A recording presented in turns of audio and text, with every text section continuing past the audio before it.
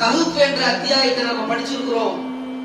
அதுல சில குகைவாசிகள் ஊர் மக்களுடைய அந்த இணை வைப்புடைய காரணமாக இவர்களோடு சேர்ந்து பயணித்தால் ஓரிரை கொள்ளைக்கு எதிராக நம்முடைய செயல்பாடுகள் மாறிவிடும் என்று அச்சப்பட்டு ஒரு சில இளைஞர்கள் குகையில போய் தங்குறாங்க. அல்லாஹ் சுப்ஹானஹு வ தஆலா அவருடைய இறையச்சத்தை பார்க்கிறார். எதற்காக குகையில தங்கி இருக்கிறாங்க? ஊர் மக்கள் இணை வைப்புல மூழ்கி இருக்கிறாங்க.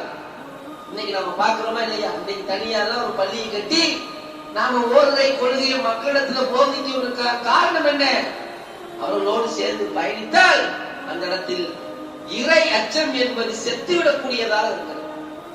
எப்படி குகைவாசி இளைஞர்கள் குகையில் ஒதுங்கி தங்கினார்களோ அதுபோல இன்னைக்கு நாம இங்க ஒரு வீட்டை பிடிச்சு இந்த தௌஹீதை பிரச்சாரம் செய்வதற்கான காரணமும் அதுதான். அவர்களோடு சேர்ந்து பயணித்தால் அங்க என்ன இருக்காது? ஓரிரை கொள்கை அல்லாஹ்வுடைய தூதர் காட்டிய வழிமுறையை அங்க பின்பற்ற முடியாது. அப்ப அவர்கள் இளைஞர்கள் சிந்தித்தார்கள் உள்ளபூர்வமாக, மரணம் ஒன்று வந்துவிட்டால், மறுமை ஒன்று வந்துவிட்டால் நம்முடைய நிலைப்பாடு என்பது அல்லாஹ்விடத்தில் கேள்விக்குரியதாக ஆகிவிடும் என்று அஞ்சி அவர்கள் என்ன பண்ணாங்க? தனியாக ஒதுங்கினார்கள்.